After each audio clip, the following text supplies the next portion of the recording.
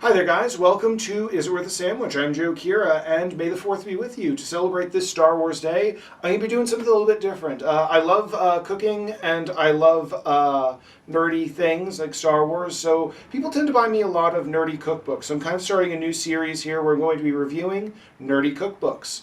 We're going to start this one off with Wookiee Cookie. The book we are using today is called Wookiee Cookie and Other Galactic Recipes by Robin Davis. The recipes I'm recreating are Princess Leia, Danish doughs, Yoda soda, Han burgers, and the title recipe Wookiee cookies. I'm really excited for this one. I love Star Wars, and yeah. So we're going to start off by making the Princess Leia Danish doughs. I start by making the frosting for this, which is surprisingly difficult to do one-handed while you're holding a camera. I ended up needing to add more powdered sugar to the recipe because it just was not enough and was very runny. Next, I'm going to be rolling out my pizza dough, brushing it with melted butter, and then adding the sugar and cinnamon mix over top. Next, I'm going to be rolling the dough up into a log and then cutting it into even-ish pieces and placing them on the cookie sheet to get ready to bake.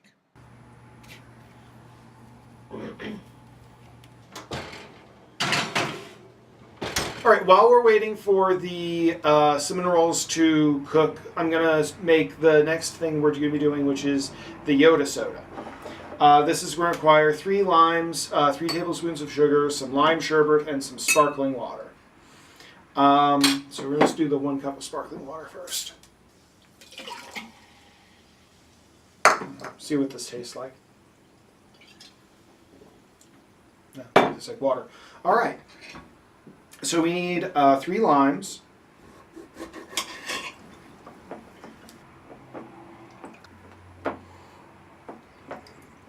Now my big question for this kind of recipe is, I get that they're trying to be unique and everything and not tell you like, oh, well, just use 3 limes and some sugar, but limes are really expensive, and I'm curious if you could get the same effect by using just a cup of your favorite lemon lime soda to make a Yoda soda, or if sparkling water and a lot of sugar. Like, wow, that seems like a lot of sugar would be. Oh, I missed a lime.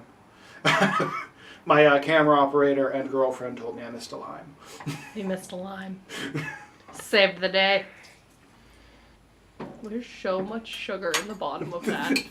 There really is a lot of sugar in that. I don't think you can tell on camera. In person, there's like an inch of sugar at the bottom of the cup. All right. So we're going to add our sherbet. Very specific. Hi, Jazargo. Thank you, Lex. That's the other cat. That's our Skyrim cat. That's Jazargo. He's not allowed in on this because, you know. Cats don't like ice cream. Well, it's sherbet. Not true. Our cats love ice cream. So then you add the...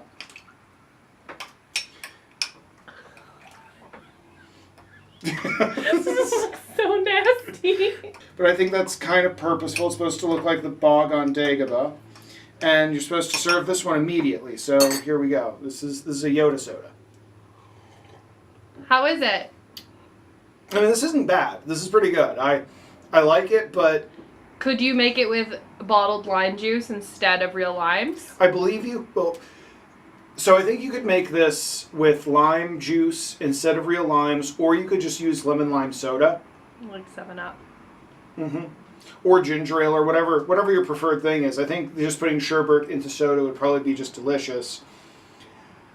Because also just limes are really expensive. That's a lot of money for, you know, 3 limes for, you know, a soda.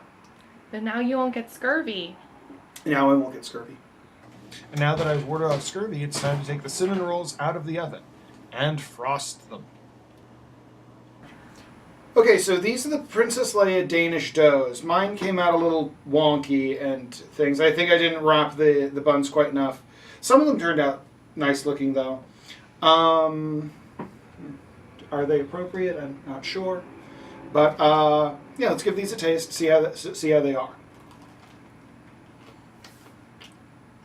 These aren't bad at all.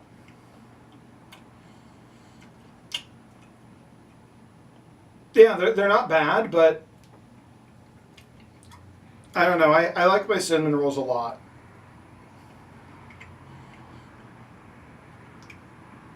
And they do kind of taste like the pizza dough. And I'm starting to think that this book, kind of just looking through a lot of the recipes, is more geared for beginner cooks than someone who's been cooking for a while. I'm not sure, but we're going to look at a couple more of the recipes here, and yeah. So the next recipe we're trying out is Han burgers.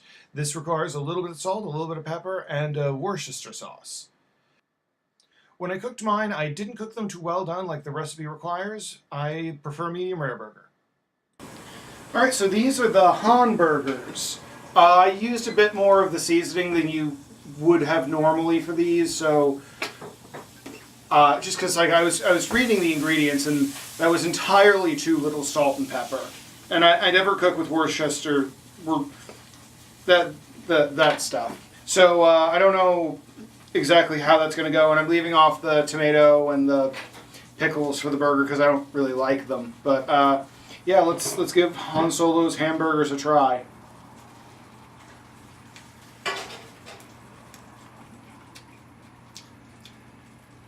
So I doubled the salt and the pepper for this thing, and they're still kind of bland. I mean, well, this isn't bad. I don't know. Like, if I'm making myself a hamburger, I'm adding garlic, I'm adding a bunch of fun seasonings to it to make it even more tasty. The hamburger meat's not really all there for it. This is kind of...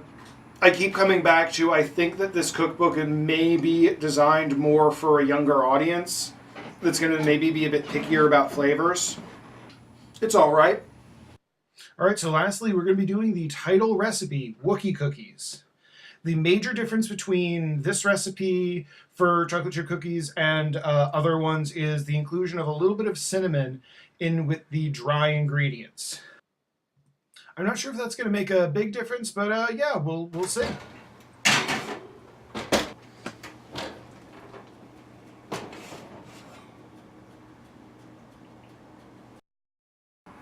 All right, so these are the Wookiee cookies. The big difference between these and typical cookies is that I added a little bit of cinnamon to them. We're going to see if that makes any major changes, or we'll see how that goes.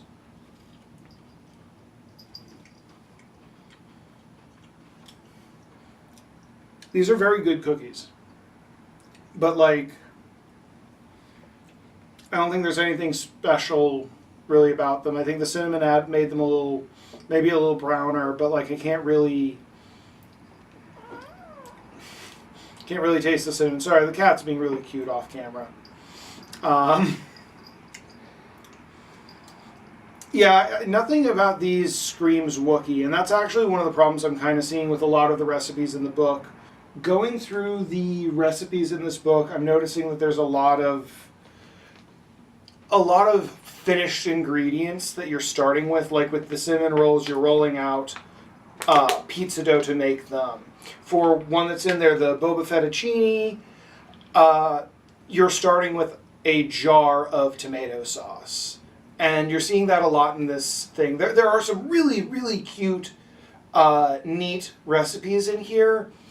But I'm seeing that this is more a cookbook for kids. If you had a kid that was starting to get into cooking but also really liked sci-fi, they'd probably really like this. Or if you had a kid that you're going to trick them into eating spaghetti with vegetables in it because it's Boba Fett's recipe, that'd be really cool. And I think like some people would get a lot of value out of this. But like, I don't know, most of the recipes in here I could either make without a recipe, or I already have a recipe in a better book that would show you how to do it. I'm not going to recommend Wookiee cookie. Mostly I would only recommend it for people who have young kids who are like just starting to get into cooking. I think that would be great for them. If I was 8 and I had this book, I would love it. The illustrations are really cute. Well, not the illustrations, the photographs are really cute. And there is some value to it, but just I don't recommend this book. The one thing that I would say about this cookbook, and it's an almost unforgivable sin, is that there's one bit of food in Star Wars that you actually see people consuming, and that's blue milk. And there is no recipe for blue milk in this cookbook. And it was just like that just seemed like a lost opportunity. But anyway, thank you guys for watching. I'd like to thank my girlfriend. She helped me do some of the stuff here. She didn't trust me to mix by myself, rightfully so. And yeah, if you want to watch me and my friend Zach play video games and compare them to sandwiches, that's also on this channel. But thank you guys for watching, and may the 4th be with you.